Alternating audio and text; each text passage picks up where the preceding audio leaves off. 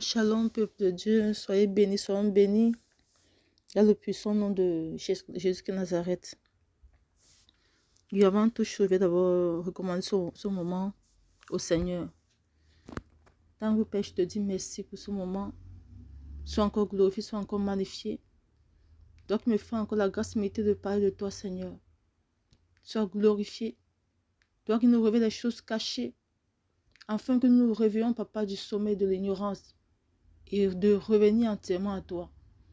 Merci pour tout ce que tu fais, Seigneur, afin que nous puissions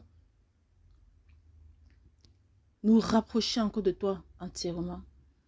Je sais son moment dans ton sang, afin que toi seul en sois le seul maître. Merci Jésus. Oui, peuple de Dieu, il y a cela quelques mois, le Seigneur m'avait révélé, donné ces révélations-ci. Dans la vision, j'étais dans un avion. Et après quelques temps, je me suis levée un peu pour dégourdir mes jambes, pour marcher un peu. Et en marchant, au fur et à mesure que je marchais dans l'avion, je me rendais compte que c'était tout un quartier. Et les gens y vivaient, les gens évacuaient à leurs occupations. Et au fur et à mesure que je marchais, je suis arrivée dans un autre compartiment. Et quand je suis entrée, c'était toute une prison tellement vaste. Et c'était tellement effroyable à voir, mes frères et sœurs. À l'intérieur, il y avait des prisons, dans certaines prisons, il y avait des personnes âgées, des hommes âgés, tellement âgés et maigres, non seulement en prison, mais enchaînés encore dans leurs cellules. Et ça faisait longtemps, des années qu'ils étaient à l'intérieur. Ça faisait très longtemps, c'est ce que l'Esprit de Dieu me disait quand j'étais dans cette vision. Ça faisait très longtemps qu'ils étaient à l'intérieur. Tous étaient chétifs, maigres et enchaînés. Et au fur et à mesure que je marchais, c'était tellement douloureux à voir. J'étais tellement triste quand je voyais tout ça. Dans un autre compartiment, c'était les jeunes, enchaînés, tous maigres. Dans un autre compartiment, c'était les femmes, les enfants, tous enchaînés et maigres. C'était tellement douloureux à voir. Et au fur et à mesure que je marchais, quand le Seigneur m'a fait la grâce de visiter, de voir tous les lieux, puisqu'il m'avait amené là-bas, là juste pour voir ce qui se passe. Après, au fur et à mesure que je marchais, il y a une ouverture, j'ai vu une ouverture et je suis sortie par là. La vision s'est arrêtée. Vraiment, peuple de Dieu, prenons vraiment conscience.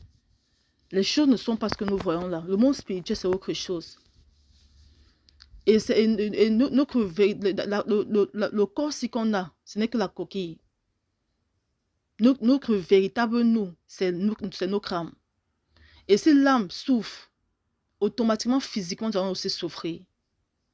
Si l'âme est bénie, automatiquement, physiquement, nous sommes aussi bénis. Regardons ce que le Seigneur montre, mes frères et sœurs. Qu'il y a beaucoup d'âmes qui sont enchaînées. Beaucoup d'âmes sont enchaînées. Là, c'est dans le monde astral, mais il y a beaucoup de lieux. Les âmes sont enchaînées, mes frères et sœurs. Et ils sont là depuis des années. Et il y en avait qui étaient vieux, vraiment tellement âgés et enchaînés, tous maigres là-bas. Mais vous savez, sur la terre, le Seigneur me fait comprendre, sur la terre, tous ces gens vivent. Ils vivent physiquement. Mais spirituellement, ils sont enchaînés là-bas. Ils sont emprisonnés. Voilà une des raisons pour laquelle les gens souffrent. Des fois, ils demandent, mais pourquoi je souffre? Mais c'est parce que ton âme a enchaîné quelque part là-bas. Qu'est-ce qu'un prisonnier? Un prisonnier, c'est celui qui est dépourvu de tout droit. Un prisonnier, c'est celui qui ne peut pas, qui est dépourvu de liberté. Tu ne peux rien avoir. Même ta maison que tu avais, tu ne peux plus avoir ça. Tu ne peux rien avoir en tant que prisonnier. Et non, comme le diable est méchant, comme le monde des ténèbres est tellement méchant, non seulement ils sont emprisonnés, mais ils sont encore enchaînés. Et voilà ce que nous vivons sur cette terre-ci. On est là devant, on se plaint. Pourquoi je ne parviens pas à me marier? Pourquoi je souffre ainsi? Mais mon frère, ma soeur, c'est parce que ton âme a enchaîné quelque part. Voilà la raison pour laquelle tu souffres. C'est vrai, tu n'as pas pris conscience du monde dans lequel nous sommes. Ce monde est rempli de sorcellerie. Ce monde est rempli de tout ce qui est abominable. Toutes les pratiques maléfiques sont remplies dans ce monde-ci. Alors si tu ne prends pas conscience de la sorcellerie, si tu ne prends pas conscience des malédictions, des condamnations, voilà où l'âme se trouve. Moi aussi, j'ai été victime de ça avant que je me donne au Seigneur. C'est quand je m'étais donné à lui qu'il m'avait sorti de toutes ces prisons que moi, je m'asseyais dit, mais Seigneur, donc si je ne venais pas à toi, j'allais passer mon temps à souffrir toute ma vie jusqu'à mourir sur cette terre-ci. Prenons conscience, mes frères et sœurs, et donnons-nous au Seigneur de tout notre cœur. Les âmes sont enchaînées. Les âmes souffrent, ils sont emprisonnés, enchaînés.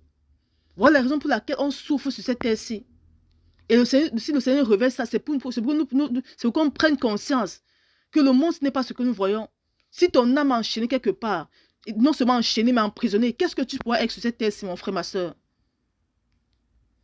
Regardez ces vieilles personnes, ces personnes âgées qui étaient enchaînées et emprisonnées.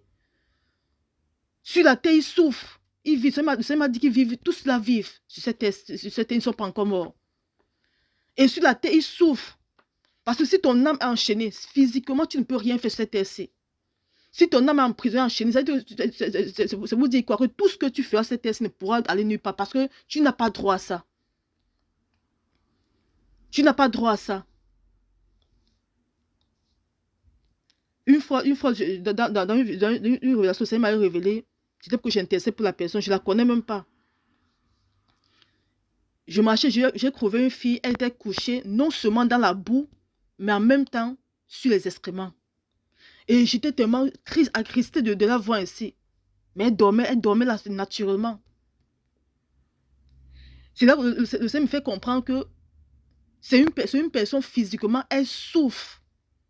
Tout ce qu'elle fait ne réussit pas.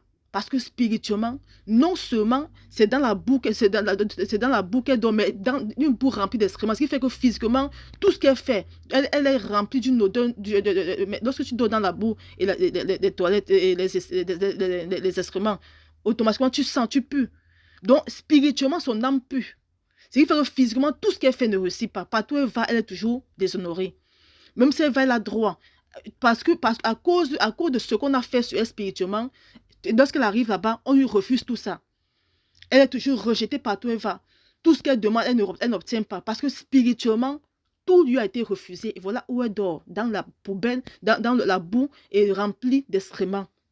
Voilà comment le monde de ténèbres travaille pour détruire nos vies, mes frères et sœurs. Et le Seigneur lui a fait grâce, il a révélé ça à l'une de ses ventes, d'intercéder pour elle, afin que physiquement, le Seigneur lui fasse grâce. Voilà les raisons pour lesquelles on passe le temps à souffrir. Parce qu'on ne prend pas conscience de qui nous sommes. Tant que ton âme souffre, physiquement tu vas souffrir. C'est la raison pour laquelle le Seigneur dit dans sa parole, dans Matthieu 26, verset 41, veillez et priez afin que vous ne tombiez pas dans la tentation. Il dit encore dans Galates 4, verset 7, ainsi tu n'es plus esclave, mais fils. Et si tu es fils, tu es ainsi héritier par la grâce de Dieu. Le Seigneur nous a tous créés des héritiers, mes frères et sœurs. Et il dit que nous ne sommes plus esclaves. Mais pourquoi est-ce qu'on se retrouve alors dans des prisons spirituelles? Pourquoi est-ce que nous sommes des esclaves spirituels? Pourtant, le Seigneur dit que nous ne sommes plus esclaves et que nous sommes ses héritiers. C'est parce qu'on ne marche pas exactement comme le Seigneur veut. C'est parce qu'on ne prend pas conscience de beaucoup de choses. Devons prier mais avec légèreté. Et nous croyons que quelqu'un, par exemple, ce jeune qui est dans ce que c'est m'a réveillé dans cette prison, enchaîné, s'il ne se lève pas de tout son cœur pour se donner au Seigneur, qui pourra le sortir de cette prison-là? Personne. Parce qu'ils se sont non seulement rassurés qu'ils sont en prison, mais en plus de ça, enchaînés encore. Donc il n'y a que Dieu pour intervenir. Et Dieu n'intervient que lorsque tu te donnes aussi de tout ton cœur à lui. Allons-nous laisser le diable manipuler notre vie nos vies comme il veut, mes frères et sœurs? Allons-nous continuer à laisser la sorcellerie, la malédiction, les condamnations familiales, continuer à manipuler nos vies comme il désire? Pourtant, le Seigneur dit que nous sommes ses héritiers, nous ne sommes pas esclaves. Allons-nous leur permettre de nous maintenir en captivité chaque fois, mes frères et sœurs? Non. Il est temps qu'on se réveille dans la prière. Il est temps qu'on se lève. Et ceci de tout notre cœur cette fois-ci, et surtout par amour. Il est temps qu'on cherche sur la face de Dieu. Moi qui vous parle aujourd'hui, il y a quelques temps, je ne pouvais pas vous parler. Parce que j'étais aussi une esclave. Dépourvue de tout. Il m'avait tout refusé. La société m'avait tout refusé. C'est quand je m'étais abandonné au Seigneur. Et quand le Seigneur me révélait les choses abominables qu'il avait fait dans ma vie, c'est ça qui me motivait encore à m'accrocher à lui. Parce que je savais que je n'ai plus rien à perdre. Je savais que la seule chose qui me reste, ce n'est que Jésus-Christ. Même s'il me demande de faire quoi, je fais seulement. Quand le Seigneur m'avait révélé les choses abominables qu'ils avaient fait contre ma vie, j'ai compris qu'ici, c'est soit ou Jésus ou rien. Mais mon frère, ma soeur, c'est ou Jésus ou rien. Parce que si ce n'est pas Jésus, tu ne t'accroches pas à Jésus, alors sache que tu vas demeurer dans ce que tu as, dans ce que tu es. Si tu ne t'accroches pas à Jésus de tout ton cœur, alors sache que tu demeureras esclave. Jusqu'à mourir sur cette terre-ci. Pourtant, ce n'est pas ce que le Seigneur veut pour nous. Il dit que nous sommes ses héritiers. Il dit qu'il ne nous a pas créé qu'on soit esclaves. Mais nous sommes esclaves à cause du péché. Nous sommes esclaves à cause de la désobéissance à sa parole. Nous sommes esclaves parce que nous sommes ignorants. De fois, nous sommes même vraiment des chrétiens. Mais nous ne sommes pas des chrétiens vraiment affermis. Parce que dans cette prison, il y a plein de chrétiens. Ne parlons même pas de ceux de l'extérieur. Parce que là c'est la prison. Là c'est autre chose même. Mais je parle même de nous-mêmes les chrétiens. Nombreux sont là qui sont emprisonnés, qui sont dans cette prison. Mais pourtant, ils sont chrétiens. Mais ils souffrent. Parce qu'ils ne connaissent pas, ils ne savent pas qui ils sont en Jésus et qui est le Seigneur. Lorsqu'on appartient au royaume, on doit marcher selon les principes de ce royaume-là. On doit obéir, on doit tout faire selon ce que ce royaume veut. Et la seule chose que nous demande, mes frères et sœurs, c'est de nous repentir de tout notre cœur, c'est de nous sanctifier, c'est de nous purifier, c'est de nous dépouiller et de nous accrocher à lui seul. C'est de prier, de jeûner, de méditer notre parole. Il dit que ce livre de la loi ne s'éloigne point de ta bouche. Médite la nuit et jour. C'est d'être chaque fois dans sa présence. C'est dans ça maintenant que le Seigneur lui-même se glorifie dans ta vie et te révèle les choses cachées et te remplit de sa puissance afin que tu pries et que tu l'annules. Depuis longtemps que tu pries, mon frère, ma soeur, ta situation a été changée. Depuis que tu passes ton temps à prier, que je brise la malédiction, je brise le célibat, je brise la stagnation, je brise, j'envoie le feu à gauche, à droite, à l'est, à l'ouest. Quelque chose a changé dans ta vie et tu ne te poses aucune question. Mais sache que tu es dans une prison là-bas, non seulement en prison, mais enchaîné là-bas. Alors pour que ça puisse aller, ne te contente pas seulement de prier, mais contente-toi de marcher selon la parole de Dieu. Contente-toi d'obéir exactement à ce que le Seigneur dit. Parce que pour que tu sortes de cette prison, de cette captivité, il faut que le Seigneur se glorifie en toi. Il faut que le Seigneur rende ta parole puissante. Tant qu'elle n'est pas puissante, tu peux prier aussi longtemps que tu veux, mais rien ne changera dans ta vie. Tant que ta parole n'est pas remplie du Saint-Esprit de Dieu, ce n'est pas le fait de prier qui fait quelque chose, mais c'est le fait de prier par la puissance du Saint-Esprit de Dieu qui va renverser la prison dans laquelle tu te trouves, qui va renverser les chaînes. Si ta prière n'est pas puissante, alors tu pourras prier toute ta vie jusqu'à mourir, mais tu seras toujours dans cette prison-là et enchaîné en plus. Donc réveillons-nous, mes frères et sœurs. Nous avons longtemps prié. Nous avons longtemps envoyé le feu. Nous avons longtemps envoyé les flèches, découper tout